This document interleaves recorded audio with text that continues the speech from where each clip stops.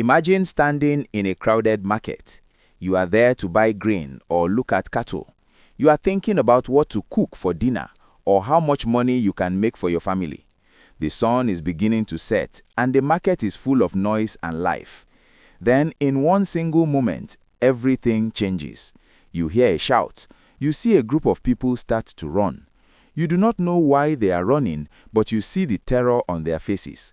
Within seconds, the entire market is a scene of total chaos. People are tripping over each other. Mothers are searching for their children. Traders are leaving their bags of money and their goods on the ground. This is the reality of what happened just hours ago in the Kayama community of Kwara State. What would you do if you were in that market? Would you stay to protect your shop, or would you run and leave everything behind? This panic was caught on video, and it shows the deep fear that has taken over the hearts of our brothers and sisters in Kwara. This was not just a small disagreement. This was a stampede caused by the sight of strangers who people believed were armed terrorists. They came into the popular Karakatu market when it was at its busiest. Because of what has been happening in that area lately, no one waited to see if the danger was real. Everyone simply ran for their lives. It is important for us to understand why this fear is so deep. You see, this panic did not just happen out of nowhere. It happened only 2 days after a very dark day in that same local government area. Just 48 hours before this market scare, reports came out that at least 170 people were killed in nearby villages like Woro and Nuku. 170 lives. Think about that number for a moment. That is 170 families who are now crying. 170 empty chairs at the dinner table. When a community has just buried so many of its own, any small sign of trouble feels like the end of the world. Have you ever felt a fear that stops you from sleeping at night? If you find this story important and you want to stay updated on what is happening in our country, please take a small moment to like this video and subscribe to the channel.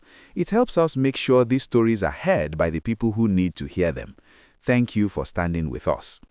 The details coming out of Kayama are truly heartbreaking. Some residents say that before the big attack on Tuesday, the terrorists actually sent letters. They sent pamphlets and warnings. They told the villagers they were coming to preach and teach them their own version of religion. The people of Woro village were brave. They said no. They rejected this indoctrination. They wanted to live their lives in peace and follow their own faith. But because they said no, the gunmen came in the middle of the night and showed no mercy. They burnt houses. They shot people at close range. Some people were even burnt inside their homes. Now, can you see why the people at the market ran so fast? When you know that your neighbors were killed just for saying no to strangers, you do not take chances. One resident who was at the market said he had to abandon the foodstuffs he had just bought for his business. He did not care about the money he lost. He only cared about reaching his family. The video circulating on social media shows people breathing hard, dust rising into the air, and the sound of many feet hitting the ground at once. It is a sound that no Nigerian should have to hear in a place of trade. Let us pause for a second and think about the soldiers. The government says they have deployed an army battalion to the area. President Tinubu himself ordered the troops to move in to stop more violence. But the people on the ground are asking a very tough question. They are asking, where are the soldiers when the strangers are entering the market?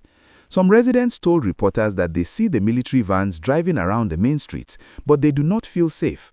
They say the strangers are still moving in the bushes and the forests.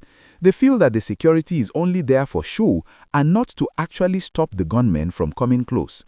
Do you think our government is doing enough to protect the rural areas? It is easy to protect the big cities, but what about the people in the villages who grow our food? If the farmers and cattle traders are too afraid to go to the market, how will the rest of the country eat?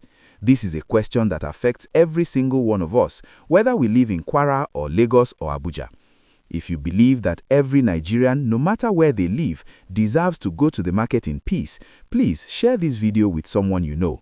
Let us keep the conversation going so that our leaders know we are watching. Your support means everything to us. The situation in Kayama tells us a story of a community that feels forgotten. Survivors say they had been warning the authorities for months. They saw unfamiliar armed men camping in the bushes.